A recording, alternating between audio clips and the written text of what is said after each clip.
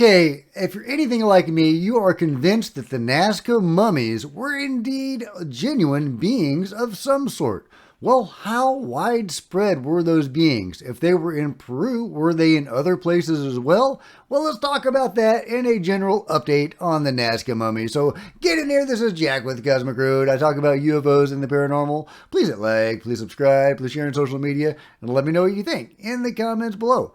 Oh, and hat tip to Nicholas, who sent me this awesome link. I love it. It is really cool. Okay, so let's go over it, all right? What have we got? We have pictures of, figurines and imagery from, tapestries or whatever that is in Peru, this textile. And it looks like etchings and carvings from around the world showing beings that look an awful lot like the Nazca mummies. Here we go. In Mexico, we have this little guy. He's got 3 fingers. He's got these, oval-shaped, slanted eyes, just like the mummies seem to. And we've got, in Peru, we've got little figurines that look very similar to that. With the 3 fingers on each finger. Look at that. There's several different depictions of them in Peru. As you would imagine, we know they were in Peru after all. What I find really interesting about the ones in Peru is you can see the headdresses and stuff. Now, is that just artistic license, or were they actually wearing human clothes? Or did this style originate from the beings? That was really interesting.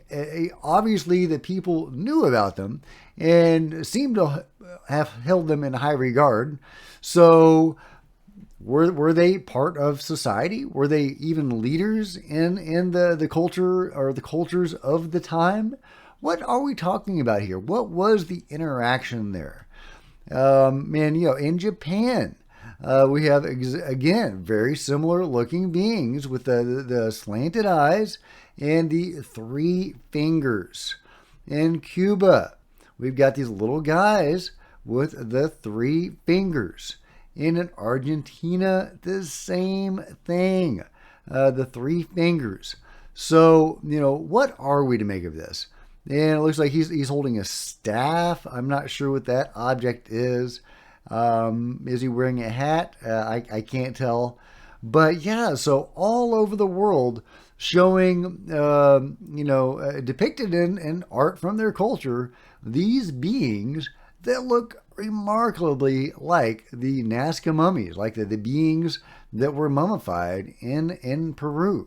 So what are we to make of this?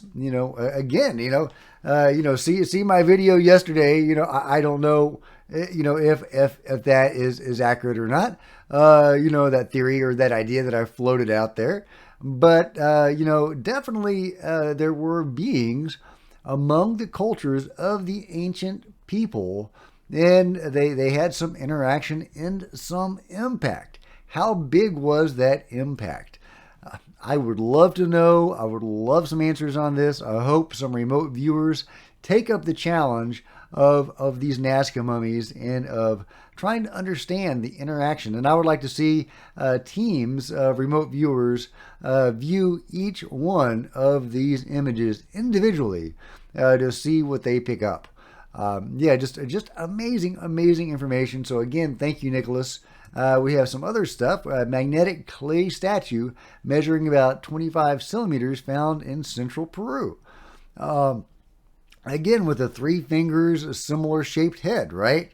Kind of as a pot belly. Maybe this is, a pregnant female with the eggs. Hard to say. And we have this really interesting thing right here.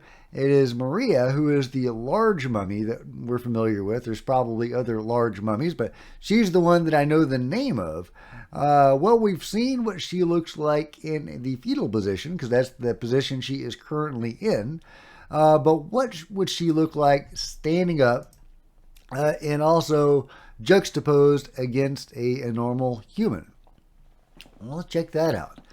We've been hearing the researchers saying she was more ape-like in some ways, And you can really see that very clearly here, I think. Yeah, you can see the thicker chest, the more ape-like arms and legs, the very heavy face. Are we looking at an ape-human hybrid, or also with some non-human and non-terrestrial DNA thrown in? What are we looking at here?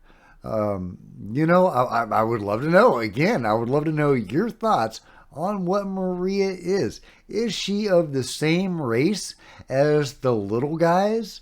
Because obviously with the 3 fingers, it makes me think of the same race, but her face and her anatomy is otherwise so different from the petite little Nazca mummies. So, what is going on here? Who are these beings? Who were these beings? What was their relationship to each other? What was their relationship to the humans of the time? And what impact did they have on the peoples? When we're studying the cultures of these various peoples that seem to have had this interaction, are we looking at mythologies based around these beings in part? When they say they're gods, are they talking about these beings? One of those figures I showed you was a dogu from Japan. And on Wikipedia, it says, some scholars theorize the dogu, the figurines, acted as effigies of people that manifested some kind of sympathetic magic. Of course, that's just a theory.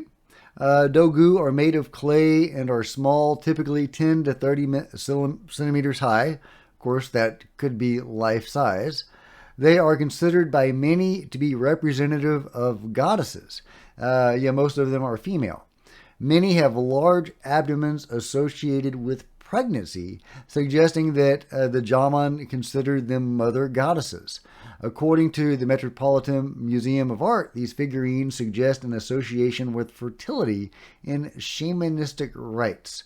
There's a lot of conjecture there, if these are in any way related to the Nazca mummies or the beings that were mummified in Nazca. Obviously those don't get pregnant in the way that human females do or mammals do, but they definitely, the females, some of them do have eggs in their belly and I guess can be considered pregnant. Would their belly swell in the way that a human's would? Again, impossible to know. And it's also possible that these figurines have no bearing at all to the Nazca mummies. But it's also possible they do. Here's a depiction of the ant people that worked with the Hopi, supposedly. Again, I talked about that yesterday. And, are these beings here non-humans? Are those related to the beings in Peru? Maybe the taller ones, maybe like Maria, maybe some other race completely different from those races, because of course I believe there's been multiple races here for a long time and working with us and doing their own thing, maybe heavily involved in humanity, some of them, maybe some of them pursuing entirely different projects or agendas. We just don't know, but we certainly deserve some answers, because there does seem to have been an interaction with humanity, possibly, maybe even likely, a manipulation of humanity for a long time. And a lot of this ties up with the metaphysical stuff. Some of you don't like it when I say that, but that is where the evidence goes. And so it's not just, people in tin cans from another planet. It's nature of reality sort of things. The shape of the cosmos and of the uber reality beyond all of that, and also our own natures and our abilities and our connection to the beyond. All of that is being withheld from us. And, that is why we need UFO disclosure so badly, because they are hiding these secrets. At the same time, they're shooting at UFOs while seeming to work with the occupants of other UFOs, seeming to have engaged humanity in some sort of cosmic conflict that we may not want to be in, and we certainly can't trust the UFO control group to have picked the right side. Are they shooting at these guys, or are they working with these guys, or are these guys, if they're still around, just spectators today? Are they still involved with humanity if they were back then? Will they be involved with humanity in the future? I don't know, guys. I don't have answers to any of these questions, but if you have some ideas, let me know what you think in the comments below.